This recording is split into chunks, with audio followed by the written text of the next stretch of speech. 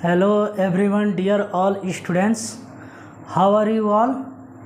मैं उम्मीद करता हूं कि जितने भी क्यूसी हिंदी क्लासेस की तरफ से आप सभी सम्मानित छात्र छात्राएं जो जुड़े हुए हैं वो आप लोग बहुत ही अच्छे होंगे और मैं भी यही उम्मीद करता हूं कि आगे हमेशा आप लोग अच्छी तरह इसी तरह चैनल से जुड़े रहेंगे। तो चलिए आज हम व्याकरण के एक नए टॉपिक पर डिस्कस करेंगे, चर्चा करेंगे और वो टॉपिक का नाम है व्यंजन। व्यंजन यानी कॉन्सोनेंट। जैसे कि इससे पहले मैंने आप लोग को वर्ण के बारे में बता दिया था, है ना, वर्णमाला के बारे में बता दिया था और वर्णमाला के जो भेद चल रहे हैं अभी, तो वर्णमाला के भेद मुख्य रूप से दो होते हैं, स्वर और व्यंजन। लेकिन इसके अलावा एक अयोगवाह भी होता है। तो इससे पहले वाले वीडियो में मैंने स्वर और स्वर के भेद मैंने क्लियर कर दिया था। फिर उसके बाद जो अगला वीडियो बना था वो था अयोगवाह। अयोगवाह किसे कहते हैं और अयोगवाह के कितने प्रकार होते हैं, ये सारी चीज़ें मैंने पिछले वाले वीडियो में आप लोग को क्लियर कर दिया था। आज जो हमारा आज का जो वीडियो बनेगा वो है व्यंजन पर। आइए व्यंजन के बारे में जानेंगे। जैसे कि मैं पहले भी बता चुका हूँ कि जो ये चैप्टर चल रहा है पूरा व्याकरण इसी के आधार पर टिका हुआ है ना। तो कह सकते हैं कि जो वर्णमाला का आखिरी भेद है वो है व्यंजन और वर्णमाला से संबंधित ये व्यंजन लास्ट है। लास्ट जो भेद बताए गए वो लास्ट भेद है और इसी के बारे में हम लोग चर्चा करेंगे। जैसे कि आप लोग देख रहे हैं व्यंजन, तो इससे संबंधित हमें क्या क्या पढ़ना है पहले वो नोट कर लेते हैं। इससे संबंधित हमें ये चीज़ पढ़ना है कि व्यंजन होता क्या है, अर्थात व्यंजन किसे कहते हैं। पहला क्वेश्चन हमारा इससे यही बनेगा, किसे कहते हैं। मैं कोई भी टॉपिक उठाता हूँ पढ़ाने के लिए तो उससे संबंधित हमें क्या क्या चीज़ पढ़ना है पहले मैं नोट करवाता हूँ, ताकि वो चीज़ लाइन टू लाइन क्लियर होता चले, है ना। ये एक हमारा पढ़ाने का एक तरीका है। और जो दूसरा हमारा क्वेश्चन है वो है कि व्यंजन के भी तो कितने हैं, तो इसके कितने प्रकार हैं। जैसे कि मैंने इससे पहले आप लोग को स्वर की परिभाषा, स्वर के प्रकार, ये सारी चीज़ बताया। अयोगवाह किसे कहते हैं, अयोगवाह के कितने प्रकार होते हैं। इसी तरह व्यंजन के भी प्रकार होंगे, है ना। व्यंजन के प्रकार इसी में हम लोग पढ़ेंगे कि कुल व्यंजनों की संख्या कितनी होती है। व्यंजनों की संख्या इसी के अंतर्गत हम सब पढ़ेंगे और जानेंगे। तो आइए इन्हीं मूल बिंदुओं पर हम चर्चा करते हैं और जो इसके अंदर जो वर्ण है उसका उच्चारण किस किस मुख से निकलने वाली जो आवाज़ है, किसका कैसे प्रयोग होता है, ये सारी चीज़ें भी हम लोग इसी के अंतर्गत पढ़ेंगे। तो आइए एक एक करके बिंदुओं पर हम चर्चा करते हैं। और पहला जो हमारा बिंदु है कि व्यंजन किसे कहते हैं। देखिए ये चैप्टर उन्हीं लोगों को समझ में आएगा जो इससे पहले मैंने वीडियो बनाया है स्वर पे, यानी स्वर क्या होता है, स्वर किसे कहते हैं, स्वर स्वतंत्र होता है कि परतंत्र होता है। इससे पहले वाले वीडियो में मैंने सारी चीज़ें आप लोग को बता दिया था। तो ये जो मैं व्यंजन पढ़ा रहा हूँ आप लोग को, तो व्यंजन चैप्टर उसी को समझ में आएगा जो इससे पिछले वाले वीडियो को देखा है या सुना है ना, या पढ़ा है। तो डायरेक्ट आप अगर सोचेंगे कि मैं व्यंजन से समझ लूँ तो ये थोड़ा कठिन होगा आप लोग के लिए। तो मैं उम्मीद करूँगा आप लोग से, मैं यही आशा करूँगा, यही आपसे गुजारिश करूँगा कि व्यंजन को समझने के लिए इससे पिछले वाले वीडियो पर ज़रूर जाइए, यानी स्वर का जो वीडियो बना है उसको ज़रूर देखें। तो पहले हमारे जहन में जो पहला क्वेश्चन था कि व्यंजन किसे कहते हैं, व्यंजन होता क्या है, तो थोड़ा सा इसको समझ लेते हैं। देखिए व्यंजन, पहली बात तो क ख ग घ, पहले ये जानना है, ये सारी व्यंजन है। क ख ग घ, ये पूरे ज्ञ तक आप ले लीजिए, है ना। ये सारे क्या है, कॉन्सोनेंट है, यानी व्यंजन है। इन्हीं को हम व्यंजन कहेंगे। ये पहली बात ये क्लियर हो गया, है ना। अब दूसरी बात ये चीज़ आता है कि अगर ये व्यंजन हैं तो क्या ये अकेले हैं या इसमें किसी अन्य की सहायता की ज़रूरत पड़ी है ना। तो इसमें आप कोई भी कॉन्सोनेंट उठा लीजिए, चाहे क ले लीजिए, चाहे ख ले लीजिए, चाहे ग ले लीजिए, यानी क से लेके ग तक कोई सा भी कॉन्सोनेंट आप बोल कर देखिए, उसके पीछे कोई भी कॉन्सोनेंट ले लीजिए। आप कोई भी कॉन्सोनेंट बोलेंगे या व्यंजन बोलेंगे तो उसके पीछे अ आपको नहीं दिखेगा, लेकिन उच्चारण के आधार पे अ छिपा रहता है। जैसे आप बोलिए क, बोलिए क, अगर हम क बोल रहे हैं तो देख रहे हैं अब लास्ट में क्या आ रहा है, अ आ रहा है। अ यहाँ पे भले ही ना दिखाई दे लेकिन अ आ रहा है ना। इसी तरह अगर म ले लीजिए, प ले लीजिए, घ ले लीजिए, यानी कोई सा भी कॉन्सोनेंट ले लीजिए, उसके पीछे स्वर छिपा रहता है ना। उसके पीछे क्या छिपा रहेगा, स्वर छिपा रहेगा। जैसे मैंने क बोला तो क के अगर हम लोग क को अलग करते हैं तो क से जब अ अलग होगा तो क हमारा क्या हो जाएगा, आधा हो जाएगा, यानी इसको अर्ध मान लेंगे और इसमें से अ अलग हो जाएगा। ठीक है ना, देख रहे हैं। तो अ कैसे अलग हो रहा है ये भी मैंने बता दिया। जरूरी नहीं है कि सिर्फ अ ही छिपा हो, आप एक वर्ण और ले लीजिए, पा ले लीजिए। अब पा में अलग करेंगे तो प प्लस आ, अब इसमें किसकी मात्रा लगा है, आ का लगा है, तो यहाँ पे भी स्वर तो अलग हो रहा है ना। देख रहे हैं आप लोग, अलग हो रहा है कि नहीं हो रहा। तो इस तरह हम लोग कह सकते हैं कि प्रत्येक कॉन्सोनेंट के पीछे कुछ न कुछ स्वर जुड़े रहते हैं। ओके डियर ऑल, मैं उम्मीद करता हूँ कि ये बातें आप लोग को क्लियर हो गया होगा। अब हम व्याकरणीय आधार पर इसका अगर परिभाषा जानने का प्रयास करेंगे तो परिभाषा बिल्कुल आप लोग के सामने तैयार है। यानी कहने का मतलब आप लोग अपने भी जहन का मानस पटल का प्रयोग करके आप परिभाषा बता सकते हैं। तो इसका परिभाषा यही हो सकता है कि कोई भी ध्वनि हो, अगर उसका उच्चारण करते हैं तो उसमें स्वर की ज़रूरत पड़ती है। ओके डियर, मेरा कहने का मतलब कोई भी ध्वनि अगर हम उच्चारण करते हैं तो उसमें किसी न किसी स्वर की क्या जरूरत है, हेल्प की ज़रूरत पड़ती है, यानी सहायता की ज़रूरत पड़ती है। उसे हम क्या कहेंगे, कॉन्सोनेंट अर्थात व्यंजन कहेंगे। ओके डियर, इससे पहले हमने स्वर पढ़ाया तो स्वर को मैंने बताया था कि स्वर को किसी अन्य की सहायता की ज़रूरत नहीं पड़ता है, वो अपने आप में स्वतंत्र होता है ना, वो स्वतंत्र होता है। लेकिन कॉन्सोनेंट उसका ठीक उल्टा होता है। व्यंजन, जितने भी व्यंजन होते हैं, जैसे कि मैंने एग्जाम्पल के तौर पे भी बताया है आप लोग को, जितने भी कॉन्सोनेंट आप ले लीजिए सबको किसी न किसी स्वर की हेल्प ज़रूर पड़ती है। तो इसका अगर हम परिभाषा लिखेंगे, ठीक है, अगर हम इसका परिभाषा लिखते हैं कि व्यंजन किसे कहते हैं तो लिख सकते हैं कि जिन ध्वनियों के उच्चारण में जिन ध्वनियों के उच्चारण में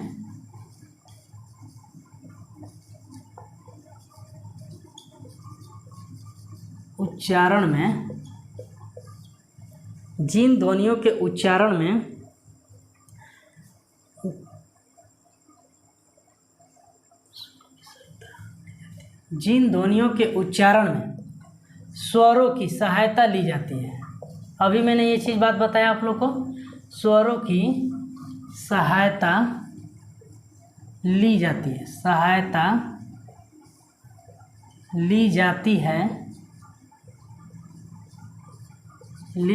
है, उसे व्यंजन कहते हैं। ठीक है, और यही मैंने आपको समझाया कि कोई भी कॉन्सोनेंट ले लीजिए उसमें स्वर की ज़रूरत पड़ेगी, और कैसे पड़ेगी मैंने एग्जाम्पल भी बताया, उसे व्यंजन कहते हैं। तो आप लोग जो भी अपना नोट्स बनाएंगे उस पर इसी तरह परिभाषा नोट करते चलिएगा। ये फिर से मैं बता दूं, ये सारे क्लास के बच्चे, चाहे 1 से लेकर कंपटीशन वाले बच्चे, सबके लिए ये अनिवार्य है। देखिए कैसे, जैसे मैंने एग्जाम्पल आपको बताया, जैसे क ले लीजिए, है ना, एग्जाम्पल उदाहरण यहाँ लिख लीजिएगा। कैसे, अगर हम क बोल रहे हैं तो क में क्या छिपा है, अ छिपा है। अगर क को हम अलग कर रहे हैं, क से अ अगर हम निकाल रहे हैं तो क अर्ध हो जाएगा, यानी आधा हो जाएगा, और अ अलग हो जा रहा है। इसी तरह आप कोई भी ले लीजिए, ग ले लीजिए, ग में अ आ रहा है कि नहीं आ रहा। तो जितने भी जो भी स्वर अगर बाहर निकलेगा तो सामने वाला जो ध्वनि है, जो अक्षर है, उसमें से आप अ जब निकल जाएगा यानी स्वर निकल जाएंगे तो आधा हो जाएगा। ये जो नीचे के लिए ऐसा आप लोग देख रहे हैं ना, ऐसा जो ट्रिक लग रहा है, इसको हलंत भी बोलते हैं। तो इसको अर्ध के रूप में हम लोग जानेंगे, यानी इसको आधा बोलेंगे। क्यों? क्योंकि इसमें से जो सहायक क्रिया है, जो सहायता हेल्पिंग का काम कर रहा है स्वर, वो अलग हो जा रहा है ना। देख रहे हैं आप लोग। जैसे और भी कोई भी वर्ड ले लीजिए, पा, अभी ले लीजिए, मैंने बताया था पा में से कौन सी मात्रा है, आ की मात्रा, ये भी अलग हो जाता है। या कोई भी चीज़ ले लीजिए, जी ले लीजिए, है ना। जी में क्या है, ज है, और इसमें किसका मात्रा है, बड़ी ई का मात्रा लगा है, अलग हो गया। तो आप लोग देख रहे हैं ना, जो वर्ण से हम लोग सहायक क्रिया अलग कर रहे हैं, यानी स्वर जो अलग कर रहे हैं, तो उसके बाद वो अर्ध हो जा रहा है। ठीक है ना। तो आप लोग समझ सकते हैं कि व्यंजन क्या होता है, व्यंजन किसे कहते हैं, अगर स्वर की सहायता पड़ती है तो कैसे पड़ती है, और मैंने वो सारी एग्जाम्पल के माध्यम से आपको क्लियर कर दिया हूँ। Okay dear. तो जो हमारा पहला पॉइंट था कि स्वर किसे कहते हैं, ये चीज़ मैंने क्लियर कर दिया। इसमें किसी को कोई दिक्कत नहीं होना चाहिए। अगर फिर भी किसी को प्रॉब्लम है या ना समझ में आया तो फिर से आप लोग कमेंट्स करिए और पूछिए। अब आगे हम लोग बढ़ते हैं और कह सकते हैं कि जो व्यंजन है वो परतंत्र होता है ना। व्यंजन जो होता है वो परतंत्र होता है, और परतंत्र का मतलब मैंने आप लोग को बताया था, मैं फिर से बता दे रहा हूँ। परतंत्र व्यंजन जो होते हैं परतंत्र होते हैं, व्यंजन परतंत्र होते हैं।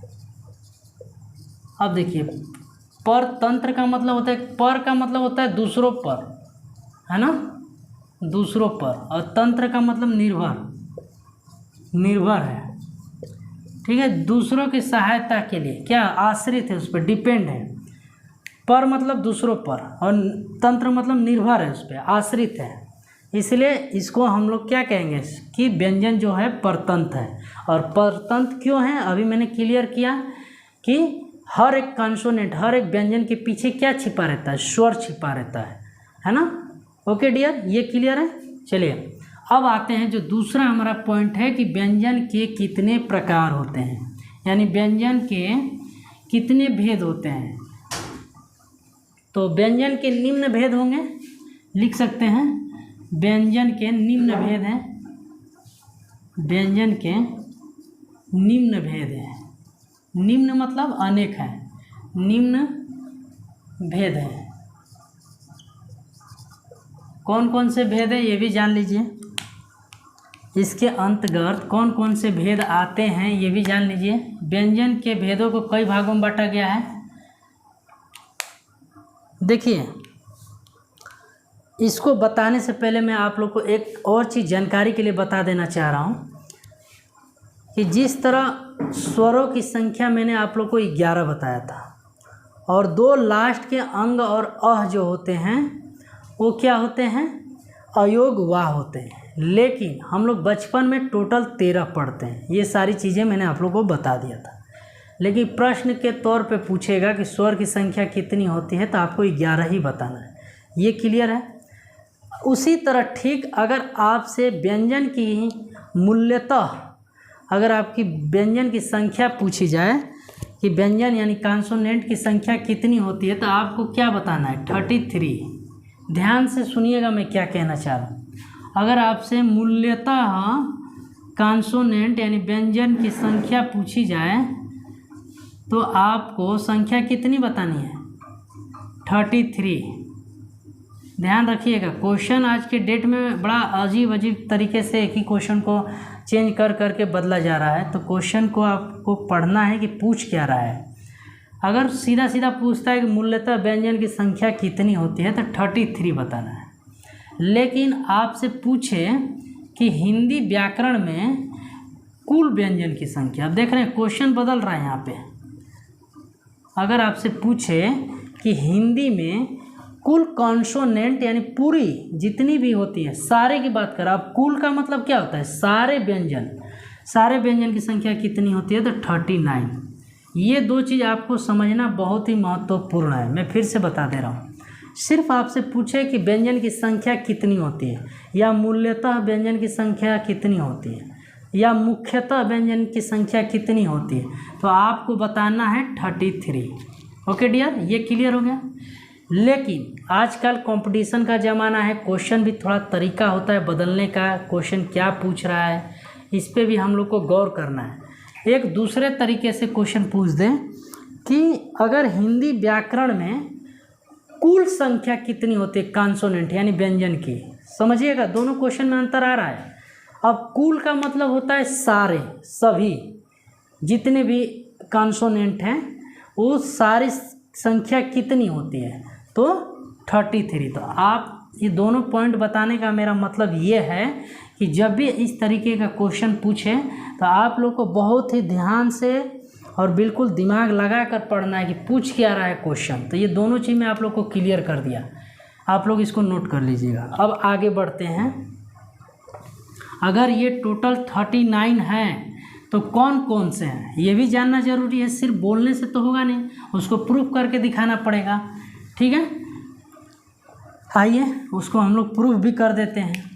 अगर कुल टोटल संख्या व्यंजन की अगर 39 हैं तो कौन कौन से हैं ये भी जानना ज़रूरी है।